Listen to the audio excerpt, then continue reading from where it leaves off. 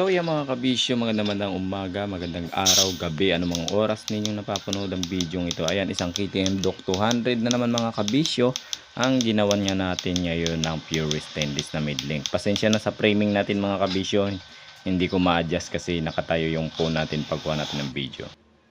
At heto na nga mga kabisyo, matapos natin dugtong-dugtungin, natin akweld natin at phenol weld natin. Ngayon naman mga kabisyo, ay ibabapping na natin siya dahil natapos na nga natin siyang i-align doon sa pinaka elbow na galing nga sa makina papunta doon sa tambutso na gagamitin ni owner. Shoutout pala sa owner nito. Maraming salamat sa tiwala at dito kayo pabalik-balik sa akin. Grupo kasi ito sila mga kabisyo, no? Thank you so much po sa inyo.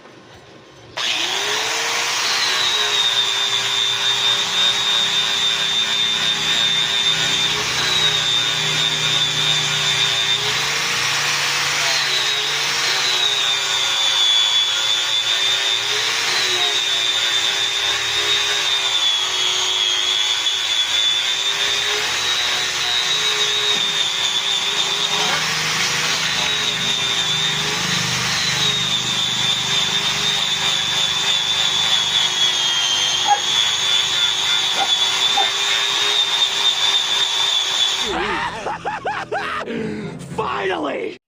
So yun mga kabisyo, ito na nga yung ating mid-length kabisyo ng KTM, no? Dock 390 200 mga kabisyo. So natapos na nga natin siyang bapingin, and then nilagyan na rin natin siya ng lalagyan ng spring para support dito sa ano niya, para hindi umuga-uga, no? So ayan na siya, no? Sound check natin mga kabisyo. Sound check natin.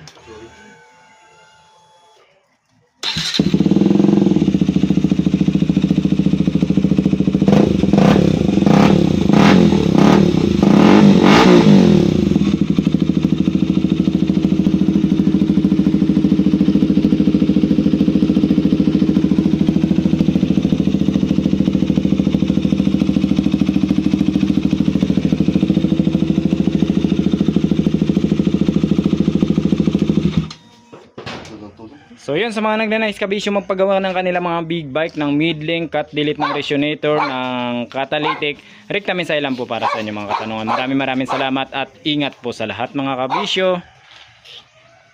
Happy Holy Week pala mga kabisyo sa inyo lahat.